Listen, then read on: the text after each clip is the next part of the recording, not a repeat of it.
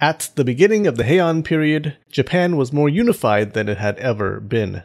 Emperors had actual power, the capital had decent control over the provinces, but things would begin to fall apart. Like this channel would, unless you click like. Hey you, stick around until the end, there's a contest. The early Heian emperors wanted to be the Chinese ideal of an absolute ruler, and they came as close to it as they had ever gotten. They were Kanmu, Heizei, Saga, Junna, and Ninmyo. This was the period from 781 to 850. Even before the Heian, Japanese emperors tried to model their government after that of the Sui and Tang dynasties of China, but they began to realize that what worked in China didn't necessarily work in Japan. China had rulers with absolute power. In Japan, the top clans and courts were too strong for the imperial family to control. It was a constant tug of war. China appointed government officials using a civil service exam. You got your job based on how you did, based on merit, at least in theory.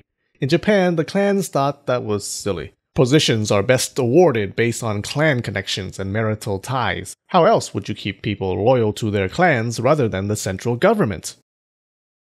Now I'm gonna go bang my sister. Some students at the Capital Academy did take exams, but they were basically unenforced. Besides, you had to be well connected to enter the academy in the first place. Many government positions stayed hereditary. When Emperor Kanmu ascended the throne in 781, he was part of a new line of emperors. Almost literally, a new bloodline. More than a century before, after Emperor Tenji died, Emperor Tenmu seized the throne from Tenji's son. Afterwards, Tenmu's descendants occupied the throne for most of the Nara period. We call his descendants the Tenmu line. But near the end of the Nara period, they were running low on Tenmu descendants and had to enthrone Emperor Konin, the first emperor for 100 years not in the Tenmu line. He was a grandson of old Emperor Tenji, so the throne switched back to the Tenji line. Konin's son was Emperor Kanmu, the first emperor of the Heian era, often called the most powerful Japanese emperor in terms of his authority. When Kanmu became emperor in 781, the courts happened to be devoid of any strong Fujiwara clansmen. The Fujiwara were at the time the biggest challenge to imperial authority. With their long shadow absent from the court, Kanmu acted immediately. In 784, he took his capital and went home. Literally, he moved the capital out of Nara to Nagaoka-kyo, his maternal home. He probably wanted to wrench the court away from the grip of Buddhist power in Nara, and away from the entrenched Nara politicians who had strong ties with the Tenmu line. It was an opportunity to resume the Tenji line with a blank slate, or at least a less messy slate. But soon shenanigans went down in Nagaoka-kyo. Someone killed Kanmu's chief advisor, and the blame fell on his brother, who escaped exile via suicide by starvation. More deaths came, and famine, and diseases, and Kanmu said, let's bail this joint, and moved the capital again in 794 to Heian-kyo, kicking off the Heian period with a ball-in palace based on Chinese capitals. 794 was the middle of China's Tang dynasty, and around the time Charlemagne became the first Holy Roman Emperor. No, the other Charlemagne. The biggest problem early Heian emperors faced was money. They were running out of it.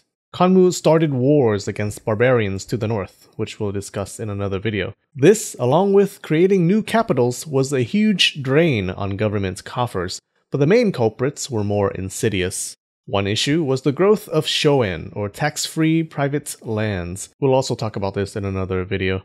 The other issue was hard to see within the halls of the capital. A new class of people was quietly emerging in the provinces. They were becoming richer and stronger. Each province had its own local bureaucracy to manage things within the province, a provincial government. They were staffed with nobles who were too low ranked to work in the capital. Advances in farming methods increased crop yields, making life pretty sweet for these provincial nobles. Early Heian emperors kept tweaking the tax laws to siphon more taxes out of the provinces, but the tax revenue river, flowing into the capital, became a tax revenue smaller river. The courts began playing a game that your parents liked to play after they had you.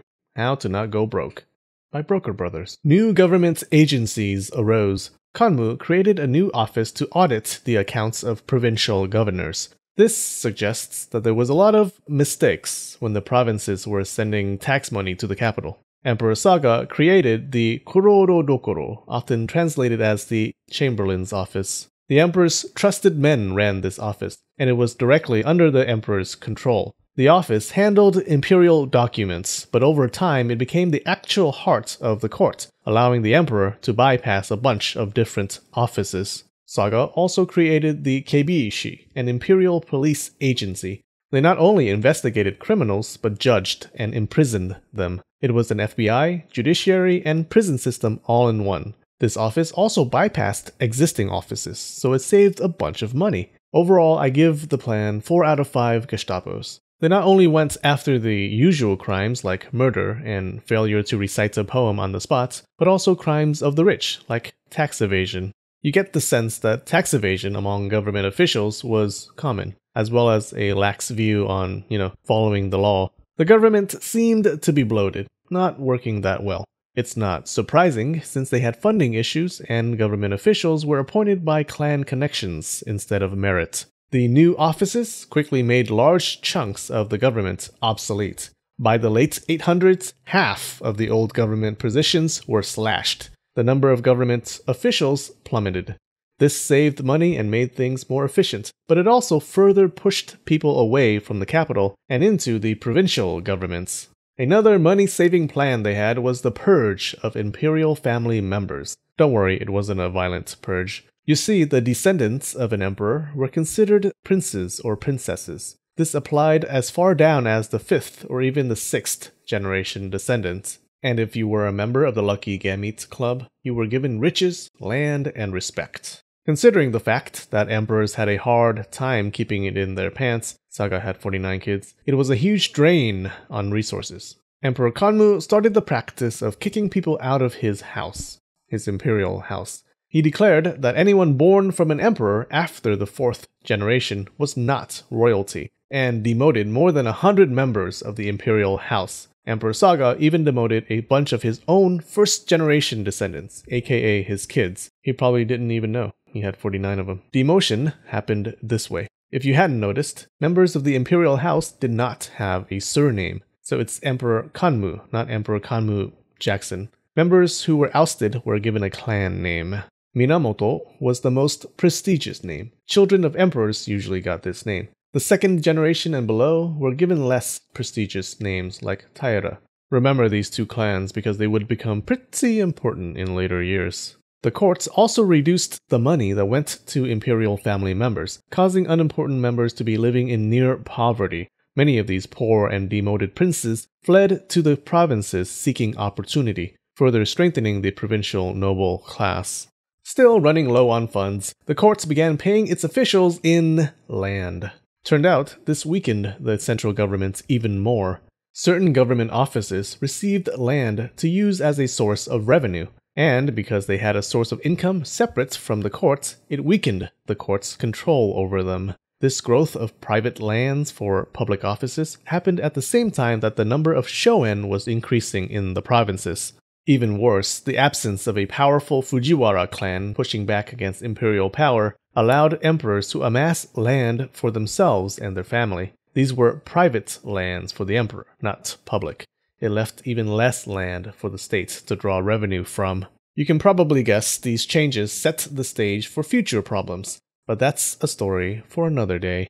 Hey guys, so as promised, here's the contest to win the book Pre-Modern Japan. This is only for patrons on Patreon. If you already have that book, I can give you another book actually. Alright, so I left a secret message in this video about dead bodies. Go watch it and find the burning hot secret message that I buried in there. And then come back to this video, and leave a reply with the secret message. The first patron to leave a reply wins, and let me know the name you use on Patreon, please.